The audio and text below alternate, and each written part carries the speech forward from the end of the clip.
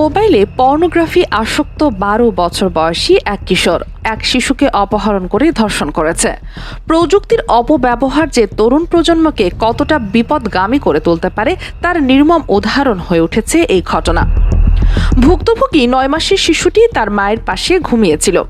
একই বাসায় বেড়াতে আসা ১২ বছরের ওই কিশোর শিশুটিকে তুলে নিয়ে যায়। প্রথমে মদ্যপান করে, তারপর মোবাইলে পর্ন দেখে উত্তেজিত হয়ে পাশের একটি টিনশেড ঘরে নিয়ে সে শিশুটির উপর পাশবিক অত্যাচার চালায়। পরিবারের সদস্যরা শিশুটিকে না পেয়ে রাত থেকে খোঁজ শুরু করেন। পরদিন সকালে বাড়ি থেকে প্রায় ৫০০ মিটার দূরে রক্তাক্ত অবস্থায় শিশুটিকে উদ্ধার করা হয়। তাকে প্রথমে স্থানীয় স্বাস্থ্য কেন্দ্রে নেওয়া হয়, পরে অবস্থার অবনতি হলে বিআরডি মেডিকেল কলেজে স্থানান্তর করা হয়। পুলিশ তদন্তে নেমে শনিবার রাতে ওই কিশোরকে আটক করে। প্রথমে সে অস্বীকার করলেও পরে জিজ্ঞাসাবাদে পুরো ঘটনা স্বীকার করে।